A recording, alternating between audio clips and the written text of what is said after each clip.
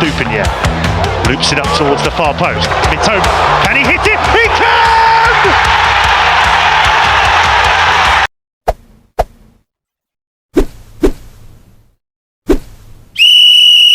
Halo semuanya, selamat datang di channel yang nyeritain kisah-kisah luar biasa dari dunia sepak bola.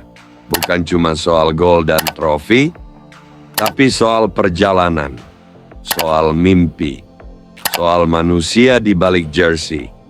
Hari ini, gue mau ngajak lo semua buat kenalan lebih dekat dengan salah satu pemain yang jujur aja beda. Bukan tipe yang banyak gaya, Dida. Tapi gerakannya di lapangan, kayak belut di sawah, licin. Namanya Kaoru Mitoma. Cerita ini dimulai jauh dari gemerlap stadion Eropa. Di sebuah kota kecil bernama Hita, Prefektur Oita, Jepang. Tahun 1997, lahirlah seorang anak laki-laki dari keluarga sederhana. Bapaknya pelari, ibunya pemain voli, dan kakaknya orang pertama yang ngenalin dia sama bola. Kebayang ya, rumah kecil, gang sempit, halaman seadanya. Tapi disitulah kaki mungil Mitoma mulai nendang bola.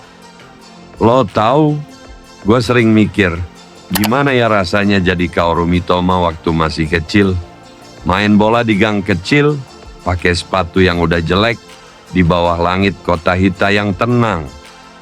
Sementara teman-temannya mimpi main di Piala Dunia, dia malah mikirin, kenapa bola bisa bergerak kayak gitu? Kenapa tubuh manusia bisa mengecoh lawan hanya dengan sedikit gerakan bahu? Kebanyakan dari kita cuma main bola buat have fun. Tapi Mitoma, dari dulu dia udah mikir lebih dalam. Kayak anak kecil yang gak puas sampai dapat jawaban. Dan itu yang bikin dia beda. Mitoma mulai kenal bola umur 6 tahun. Masuk Akademi Kawasaki Frontale di usia 9. Itu akademi top di Jepang yang benar-benar fokus ke teknik dan cara berpikir pemain. Dan di sana, dia bukan cuma jadi salah satu yang paling jago, tapi juga paling beda. Karena dia nggak cuma pengen bisa main, dia pengen ngerti sepak bola, sampai ke akar-akarnya. Waktu usianya 18 tahun, banyak temannya buru-buru tanda tangan kontrak profesional. Tapi Mitoma, dia malah mutusin buat kuliah. Yap, lo nggak salah dengar. Dia kuliah di Universitas Tsukuba, kampus top untuk olahraga di Jepang. Dan bukan cuma kuliah asal lewat. Dia riset, dia belajar, dia nulis skripsi yang gila sih menurut gua. Judulnya, Penelitian tentang Pemrosesan Informasi pada Sisi Penyerang dalam Situasi Sepak Bola 1-1. Lo bayangin ya, dia pasang kamera di kepala pemain yang juga temen lo. Dia pelajari kemana mata mereka lihat saat dribble. Gimana posisi tubuh berubah. Kapan kaki mulai goyah. Dia ngulik Messi, Neymar, Hazard bukan dari highlight goal, tapi dari perspektif ilmiah.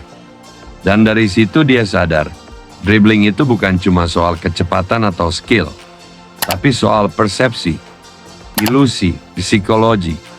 Bayangin ya, lo satu-satunya pemain muda yang gak langsung tekan kontrak pro, padahal lo tahu lo jago. Tapi lo milih buat kuliah, nulis skripsi, pasang kamera di kepala temen sendiri, karena lo percaya, buat bisa benar-benar bagus, lo harus ngerti sampai ke akar-akarnya. Dan lo tahu apa yang paling gila, sampai sekarang bahkan ketika dia udah main di Premier League, Mitoma masih nyatet hal-hal kecil kayak gerakan tubuhnya sendiri di pertandingan. Kayak, kenapa gua gagal di dribble menit 34? Kenapa bek lawan bisa baca arah gue? Apa posisi mata gua salah saat itu? Gila banget ya.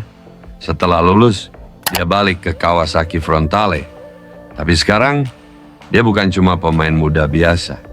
Dia udah jadi ilmuwan lapangan. Dia ngerti kapan bek mulai ragu. Kapan kaki lawan kehilangan keseimbangan. Musim debut, Mitoma langsung cetak 2 digit gol dan assist. Dan lo tahu ini bukan hoki. Ini hasil dari bertahun-tahun latihan, riset, dan rasa ingin tahu yang gila. Nggak butuh waktu lama, klub-klub Eropa mulai lirik. Tapi yang datang pertama, bukan Real Madrid, bukan Arsenal, bukan MU, melainkan Brighton Hove Albion. Tim kecil, tapi punya mata tajam buat cari berlian. Mereka ngelihat sesuatu di diri Mitoma. Bukan sekadar statistik, tapi cara dia mikir sepak bola. Sebelum debut di Premier League, Mitoma dikirim dulu ke Belgia ke klub Union Saint-Gilloise. Dan di satu pertandingan timnya ketinggalan 0-2. Mitoma masuk babak kedua dan cetak hat-trick. Comeback jadi 4-2. Gila, dari situ fans mulai jatuh hati. Premier League musim 2022-2023, Mitoma akhirnya masuk skuad utama Brighton. Dan sejak itu, dribble-dribblenya mulai viral. Fullback lawan mulai keringetan. Komentator mulai teriak-teriak, "That's pure magic from Mitoma." Tapi buat Mitoma sendiri, semua itu bukan puncak. Itu masih proses. Karena dia percaya satu hal, gua belum sempurna. Gua masih belajar. Filosofi yang dia pegang itu simple banget. Kaizen. Prinsip Jepang kuno yang artinya perbaikan terus-menerus. Dia nggak pengen jadi lebih baik dari orang lain. Dia cuma pengen jadi lebih baik dari dirinya yang kemarin. Setiap habis main, dia review lagi videonya. Dia catat, dia analisa, dia ulang-ulang. Dan dia terus belajar. Dan sekarang ketika dunia mulai buka mata, tawaran pun berdatangan. Ada rumor bahwa Bayern ngelirik.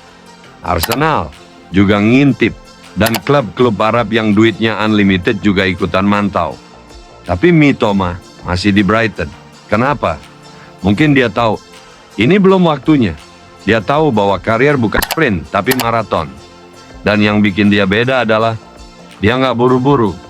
Dia nggak kejar popularitas. Dia kejar pemahaman. Dia pengen ngerti sepak bola sedalam mungkin. Dia pengen ninggalin warisan. Bukan cuma highlight. Dan suatu hari, ada jurnalis yang nanya, "Apa sih mimpi terbesar lu sekarang?" Mitoma cuma senyum kecil. Terus, dia jawab, "Mimpi gua bukan trofi, bukan uang. Tapi suatu hari, ada anak kecil di Jepang yang nonton permainan gua dan bilang, 'Aku ingin bermain seperti Mitoma.' Dan lo tahu, jawaban itu beneran bikin gua diem. Karena itu bukan cuma kalimat. Itu cerminan siapa Mitoma sebenarnya.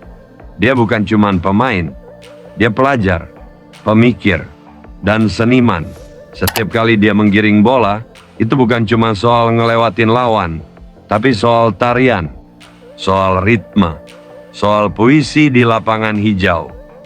Mitoma adalah pengingat bahwa sepak bola itu bukan cuma soal fisik dan insting liar, tapi juga soal ketekunan, kesabaran, dan rasa ingin tahu yang gak pernah padam.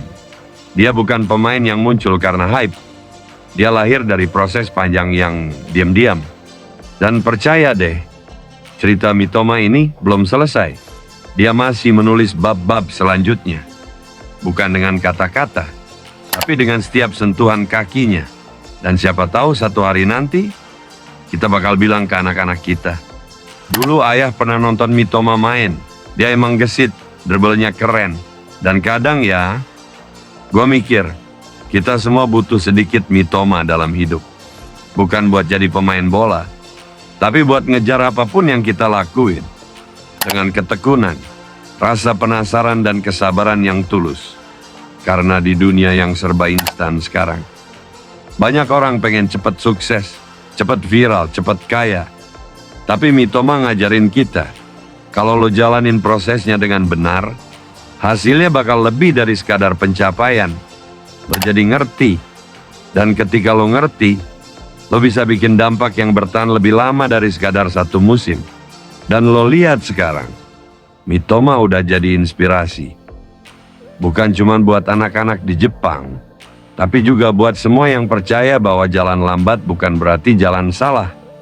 Kadang, yang jalan paling pelan justru punya kontrol paling besar. Karena dia tahu tiap langkahnya. Karena dia sadar tiap gerakannya.